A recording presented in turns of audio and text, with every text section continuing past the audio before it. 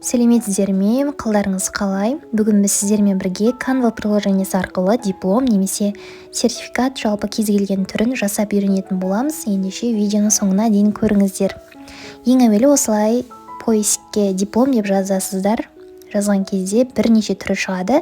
Көлденең немесе тікесінен сіз кез келген түрін таңдай аласыз. Және осылай сізге қай бағытта диплом керек, соны таңдайсыздар. Мінекей диплом деп жазған кезде мен бірнеше түрін таңдап сіздерге үлгі ретінде біреуін алып қазір жасап көремін.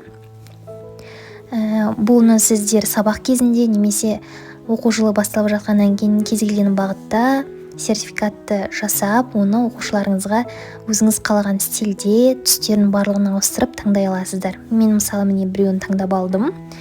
Және осы сертификатпен сіздерге үлгі ретінде оны қалай жөндеуге болады, қалай әсемдеуге болады, соны көрсететін боламын. Ең әуелі көріп тұрғандарыңыздай мұнда ағылшынша үлгісі тұр. Біз оны қазақша шрифттармен телефонның көмегі арқылы ғана жасай аламыз.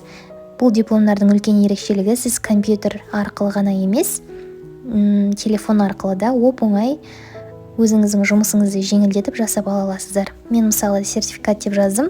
Не үшін беріліп жатқанын өзгертіп, осылай жазудың үстін бассаңыздар өзгереді. Мен мысал ретінде Елдосұлы Айбар деп алдым.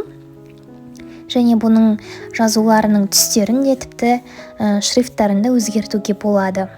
Өздеріңіздің барлығы қиялдарыңызға, фантазияларыңызға немесе белгілі бір түсетін тақырыптарға сертификат не үшін беріліп жатыр, соған байланысты түрлі бағытта түстерін өзгертуге болады. Міне осы жерге мысалы сабаққа белсенді қатысқан үшін немесе ойын өзінің анық жеткізген үшін деген сияқты сертификат не үшін керек, соны жазып қоюға болады.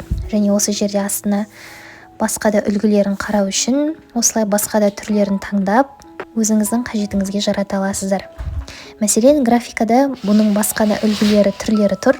Сіз соны осылай шетіне сыру арқылы өзінің түстерін өзгертіп, ерекшелеп өзгертуге болады. Мінекей жасыл түс тұр екен, оны біз көк түспен алмастырып, өзіміздің қалағанымыздай кез келген фантазиядан міне фигура, графика, стикер немесе фотоларды таңдап, немесе түрлі диаграммаларды, тіпті рамкаларды да қолдануға болады. Мен қазір сіздерге мысалы бір рамканы жасап көрсетейін.